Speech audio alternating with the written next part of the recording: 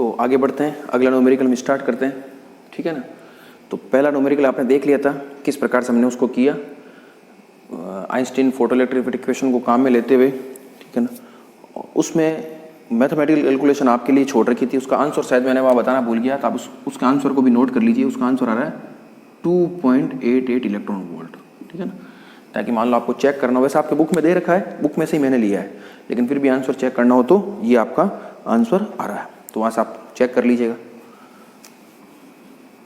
अब अगला न्यूमेरिकल हम देखते हैं। अगला न्यूमेरिकल क्या कह रहा है कि यदि किसी धातु का कार्यफलन 1.10 इलेक्ट्रॉन वोल्ट है तथा उस पर 3300 एंगस्ट्रॉम तरंग दैर्ध्य का प्रकाश आपतित होता है तो उसके विरोधी विभव या स्टॉपिंग पोटेंशियल का मान ज्ञात कीजिए। तो बिल्कुल वही है, फोटो इलेक्ट्रिक इफेक्ट से रिलेटेड न्यूमेरिकल है। करने के लिए क्या जरूरी है, आप क्या जानते हो वो आपको पता होना चाहिए, आपके पास इंफॉर्मेशन क्या दी हुई है वो भी आपको पता होना चाहिए, वो वहाँ से आपको पता चल जाएगी, और क्या निकालना है वो आप आराम से उन दोनों चीज़ों को मैच करते हुए कर सकते हो। तो इसमें आपको दिया हुआ क्या क्या है, सबसे पहले जब भी फोटो इलेक्ट्रिक इफेक्ट की कोई न्यूमेरिकल आपको दिखे तो एक चीज़ तो आपको हमेशा लिखनी है, क्योंकि उसमें एक ही तो फॉर्मूला है। कौन सा है? The famous Einstein's photo electric effect equation, वो तो आपको हमेशा लिखना है। तो आप लिख सकते हो, हम जानते हैं कि we know that from the Einstein's photo electric effect equation h nu incident is equal to phi plus kinetic energy maximum. और हमेशा की तरह वापस वही, जहां अब मैं बार बार नहीं लिख रहा हूं, आप लिख लेना, जहां एच न्यू इंसिडेंट क्या है वो आप लिख लीजिए, फाई क्या है वो आप लिख लीजिए, काइनेटिक एनर्जी मैक्सिमम क्या है वो आप लिख लीजिए, ठीक है। अब आपको दिया क्या गया है वो भी आप नोट कर लीजिए। दिया गया है given data are, given data क्या है आपको, वर्क फंक्शन आपको दिया गया है 1.10 इलेक्ट्रॉन वोल्ट, और आपतित प्रकाश की तरंग दैर्ध्य याद रखिए, ठीक है ना। लैम्बडा इंसिडेंट कितनी है, 3300 एंगस्ट्रॉम, ठीक है। और आपको निकालना क्या है, स्टॉपिंग पोटेंशियल निकालना है।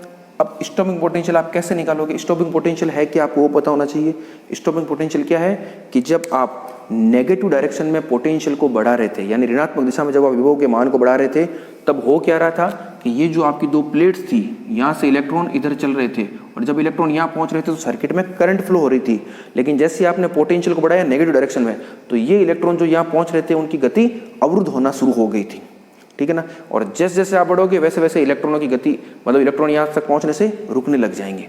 केवल वही इलेक्ट्रॉन पहुंच पाएंगे जिनके पास पर्याप्त गतिज ऊर्जा हो। लेकिन ऋणात्मक दिशा में विभव का एक मान ऐसा जरूर आएगा, उस पर अधिकतम गतिज ऊर्जा का जो इलेक्ट्रॉन होगा वो भी क्या हो जाएगा, रुक जाएगा। तो वो जो पोटेंशियल होगा जिस पर अधिकतम गतिज ऊर्जा का इलेक्ट्रॉन रुक जाएगा वो आपका क्या कहलाएगा, स्टॉपिंग पोटेंशियल।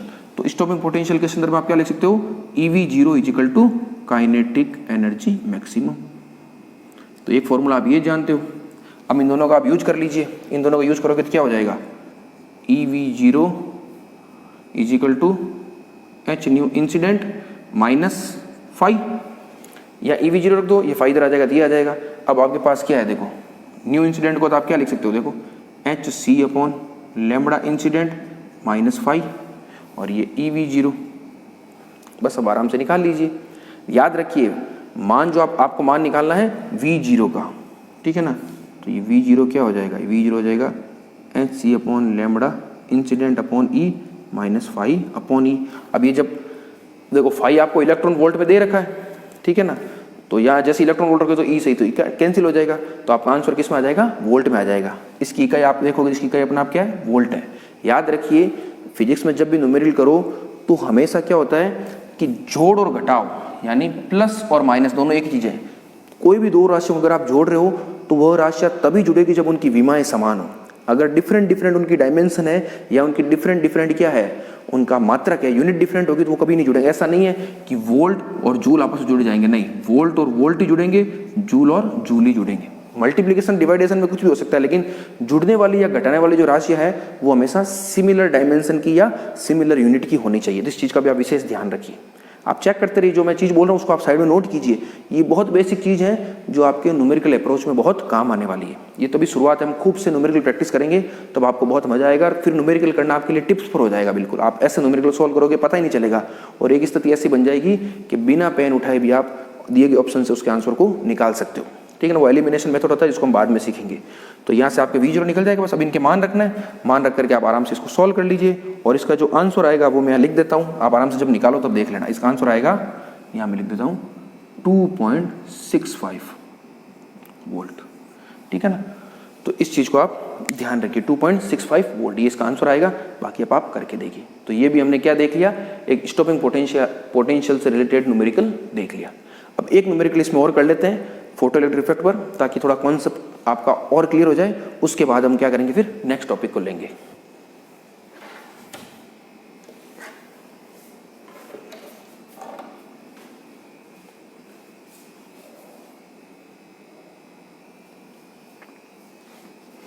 तो आगे बढ़ते हैं, अगला न्यूमेरिकल हम देखते हैं वो क्या है हमारा, ठीक है ना। अगला न्यूमेरिकल क्या कह रहा है, लिथियम तथा तांबे के कार्यफलन क्रमशः 2.3 इलेक्ट्रॉन वोल्ट तथा 4 इलेक्ट्रॉन वोल्ट है। तो दृश्य प्रकाश में काम आने वाली प्रकाश विद्युत सेल के लिए उपरोक्त में से कौन सी धातु उपयोगी होगी। क्वेश्चन को हमने बड़े आराम से पढ़ लिया। अब देखिए क्वेश्चन में दिया क्या गया है और आपसे क्या पूछा गया है उसकी आप चर्चा करते हैं पहले। और हमेशा ध्यान रखिए क्वेश्चन को सॉल्व करते वक्त जो सबसे बड़ी कमी हमारी क्या रह जाती है, जैसे मान लो कंपटीशन एग्जाम में क्या होता है, हम ऐसे बांट लेते हैं कि जैसे एक क्वेश्चन को हमें 2 मिनट मिल रहे हैं सपोज करो, तो हम क्या करते हैं कि विद इन 3 सेकंड या 5 सेकंड क्वेश्चन को पढ़ के सॉल्व करना स्टार्ट करते हैं। वो भी एक गलत रणनीति। आप क्वेश्चन को पढ़ने में पर्याप्त समय दीजिए, हो सकता है 10 से 15 सेकंड, और मैं तो कहता हूँ 30 सेकंड तक दे दीजिए, कोई फर्क नहीं पड़ेगा। क्योंकि एक दफ़ा अगर आपको क्वेश्चन समझ में आ गया फिर बचा हुआ काम तो बहुत आसान होगा। तो इस क्वेश्चन को बड़ा आराम से हम पढ़ते हैं। क्या कह रहा है, क्या दिया हुआ है, ये कह रहा है आपको 2 धातुएं दी गई है। कौन कौन सी, एक तो दी गई है लिथियम और एक दी गई है तांबा, और दोनों के क्या दिए गए हैं, कार्यफलन दिए गए हैं। आपको पता है कार्यफलन क्या है, धातु का अभिलाक्षणिक गुण होता है। अगर धातु बदलेगी तो उसका कार्यफलन भी बदल जाएगा, ठीक है ना। और फिर क्या पूछा है कि आपके पास क्या एक प्रकाश विद्युत सेल है, ठीक है ना। तो प्रकाश विद्युत सेल है और उसमें मान लो फोटो इलेक्ट्रिक इफेक्ट की प्रोसेस को स्टार्ट करवाना है या उसको उस तरह से उपयोग में लेना है। और रेंज आपको क्या दे रखी है कि दृश्य प्रकाश में, ठीक है ना, कि दृश्य प्रकाश में अगर आपको इसको यूज लेना है, यानी आपकी जो इंसिडेंट लाइट है वो किस में होनी चाहिए, दृश्य प्रकाश में होनी चाहिए। और दृश्य प्रकाश यानी विजिबल लाइट। जब आप इलेक्ट्रोमैग्नेटिक स्पेक्ट्रम को देखोगे, गामा किरणें, एक्स किरणें, पराबैंगनी किरणें, दृश्य, अवरक्त, इंफ्रारेड, इस प्रकार से रेडियो वेव्स तक आप जाओगे तो पूरी एक रेंज होती है। तो उसमें जो दृश्य प्रकाश होता है वो आपका होता है 3800 एंगस्ट्रॉम से लेकर के 7800 एंगस्ट्रॉम, कभी कभी इसको 4000 एंगस्ट्रॉम से भी ले लेते हैं, ठीक है ना। मोटे मोटे तौर पर आपका ये रेंज होती है। इस रेंज के अंतर्गत जो प्रकाश है वो आपका कहलाता है दृश्य प्रकाश या विजिबल लाइट। तो अब क्या मतलब हो गया कि अगर प्रकाश विद्युत सेल के लिए आपको दृश्य प्रकाश में कामें लेनी है तो जो आपकी लैम्बडा इंसिडेंट है, ठीक है ना, लैम्बडा इंसिडेंट वो क्या होनी चाहिए, वो होनी चाहिए आपकी इसके बीच में, तब तो वो आपके दृश्य प्रकाश में प्रयुक्त हो सकती है। अगर इसके बीच में नहीं है तो फिर वो प्रयुक्त नहीं होगी। तब आपको क्या चेक करना है कि इस धातु के लिए लैम्बडा इंसिडेंट क्या होगी और इस धातु के लिए लैम्बडा इंसिडेंट क्या होगी, ठीक है ना। और वो हम कहाँ से निकालेंगे, यहाँ से निकालेंगे। अब कैसे निकालोगे आप देखिए, मैं इसको बताता हूँ एक बार। आप जैसे सपोज करो दिया क्या गया है, मैं केवल लिथियम लिख रहा हूँ, फॉर लिथियम आपको क्या दिया गया है 5, और वो कितना दिया गया है 2.3 इलेक्ट्रॉन वोल्ट। अब अगर मान लो मैं इसको जूल में लिखना चाहूँ तो क्या लिख सकता हूँ, 2.3 इंटू 1.6 इंटू 10⁻⁻19 वोल्ट।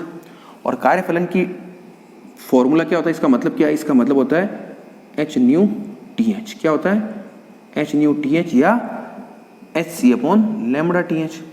तो यहाँ से मैं λTH निकालना चाह रहा हूँ। एक बार आप इसको देखिए सिर्फ, फिर मैं बताता हूँ करना क्या है। λTH क्या हो जाएगा आपका hc/5। अब आप क्या करोगे, h का मान रखिए 6.62 10⁻34, c क्या हो जाएगा 3 इंटू 10⁻8, और ये क्या हो जाएगा आपका 5 हो जाएगा 2.3 इंटू 1.6 10 की पावर माइनस 19, यही होगा। इस चीज़ को आप देखिए। अब आप क्या कर सकते हो इसको, सॉरी ये इलेक्ट्रॉन वोल्ट है ना, ये मात्रक आपकी जूल होगा। अब चेक कीजिए कैसे होगा, ठीक है ना, आप आराम से देख लीजिएगा। क्योंकि फाई क्या ऊर्जा, ईवी को हम क्या करें, इलेक्ट्रॉन को अगर हटा दोगे तो क्या हो जाएगा, जूल हो जाएगा। 2.3 इंटू 1.6 इंटू 10⁻⁻19 जूल। अब जब आप इसको सॉल्व करोगे तो इसका कुछ ना कुछ मान आएगा। अब इसका मान क्या आएगा, आप आराम सॉल्व करके देखना। अभी मैं इसको मान डायरेक्ट लिख रहा हूँ, 5380 एंगस्ट्रॉम, ठीक है। तो जब आप लिथियम की बात कर रहे हो और उसका कार्यफलन ये है, तो उसके लिए लैम्बडा टीएच क्या आ गया, ये आ गया। अब मैं तांबे के लिए देख लेता हूँ। अभी मैं बताऊंगा इसको कैसे करना है, एक बार आप इसके सिर्फ इस पोर्शन को देखिए, ठीक है ना। फॉर कॉपर तो इसके लिए फाई कितना है आपका 4 इलेक्ट्रॉन वोल्ट। तो इसके लिए आप जब इस तरह से निकालोगे, पूरा इस तरह से मान रखिए, तो उसका सीधा मान में लिख रहा हूँ, क्या आ रहा है, इसका मान आ रहा है 3094 एंगस्ट्रॉम। ये पूरी ऐसी प्रोसेस होगी, ठीक है ना, लैम्बडा टीएच। अब देखो ये लैम्बडा टीएच आया है, न्यू टीएच और लैम्बडा टीएच में अंतर है, यानी लिथियम के लिए क्या है, ये अधिकतम तरंग दैर्ध्य है, इससे ज्यादा तरंग दैर्ध्य का मान हो ही नहीं सकता। क्योंकि अगर इससे ज्यादा तरंग दैर्ध्य आप काम में लोगे तो फोटो इलेक्ट्रिक इफेक्ट स्टार्ट नहीं होगा। इस चीज को आप ध्यान रखिए, देखिए न्यूमेरिकल में ये बहुत इंपॉर्टेंट चीज है। लैम्बडा टीएच का मतलब क्या होता है, आपतित तरंग दैर्ध्य का वह अधिकतम मान जिस पर या जिससे कम मान पर तो प्रकाश विद्युत प्रभाव की घटना आरंभ हो सकती है, लेकिन उससे अधिक मान पर प्रकाश विद्युत प्रभाव की घटना आरंभ नहीं होती है। ये लाइन आपको लिखनी पड़ेगी। तो ये अधिकतम मान है। अब इसका अधिकतम मान कितना है, 5380 एंगस्ट्रॉम। तो ये किस रेंज में आ रहा है, ये आपके इस रेंज में आ रहा है कि नहीं आ रहा है, देखो 3800 से 7800 की रेंज में आ रहा है। कम तो कुछ भी हो सकता है, लेकिन इस रेंज में तो है ही। तो इसका मतलब क्या है, ये तो उपयुक्त, ये तो आप क्या कर सकते हो, प्रकाश विद्युत सेल में दृश्य प्रकाश के संदर्भ में इस धातु को उपयोग कर सकते हो। लेकिन तांबे के लिए इसका मान कितना आ रहा है, इतना आ रहा है, ये अधिकतम है। इससे कम हो सकता है लेकिन इससे अधिक नहीं हो सकता। और आपको तो जो रेंज है वो तो 3800 से तो शुरू हो रही है, तो ये तो कभी भी 3800 हो ही नहीं सकता, क्योंकि 3094 एंगस्ट्रॉम से ज्यादा तो इसका मान नहीं हो सकता। तो इसका मतलब क्या हो जाएगा कि इस स्थिति में ये आपके प्रकाश विद्युत सेल में प्रयुक्त नहीं हो सकती है। तो इस तरह से अगर मान लो आपको ये इस तरह से देख करके न्यू के रूप में पूछे तो न्यू में कंफ्यूजन हो सकता है, क्योंकि न्यू क्या है, मैक्सिमम लिमिट आपकी तय नहीं करती। न्यू तो मिनिमम शुरुआत को बताती है, अधिकतम मान तो कुछ भी हो सकता है उसका। लेकिन लैम्बडा टीएच में तो अधिकतम मान ही फिक्स कर दिया, तो उससे कम मान का ही उपयोग कर सकते हो, उससे अधिक नहीं ले जा सकते। तो ये इतना आ रहा है, इसका मतलब क्या है, ये तो इसमें प्रयुक्त हो सकता है इस रेंज में, लेकिन ये मान इससे अधिक तो हो ही नहीं सकता। जबकि आपको 3800 चाहिए तो ये धातु प्रयुक्त नहीं हो सकती। तो ये वेरी कॉन्सेप्चुअल क्वेश्चन है। अब जो आपने ढंग से सीखा है उसको आप करके देखिए। पुनः एक बार ये दोहराना चाहूंगा कि इस न्यूमेरिकल को जो मैंने बताया है उसको सुने बिना, अब चूंकि ये तो मैंने कर दिया, फिर मैं ये चीज बोल रहा हूँ इसलिए आपको पता नहीं चलेगा, लेकिन हमेशा न्यूमेरिकल को पहले खुद करने का प्रयास कीजिए और फिर आप जो मैं बता रहा हूँ उसको देखिए। तो ये हमने 3-4 न्यूमेरिकल किए थे फोटो इलेक्ट्रिक इफेक्ट से रिलेटेड। होपफुली आपको समझ में आ गए होंगे। जब आप इनकी प्रैक्टिस करोगे तो आपको बड़ा मजा आएगा और उस तरह से आपका टॉपिक कंप्लीट हो जाएगा। अब जब नेक्स्ट लेक्चर में हम देखेंगे तब हम क्या देखेंगे, नेक्स्ट लेक्चर हमारा जो नया टॉपिक होगा उसको हम करेंगे। वो नया टॉपिक क्या होगा उसकी चर्चा हम नेक्स्ट लेक्चर में करेंगे। Okay, thank you.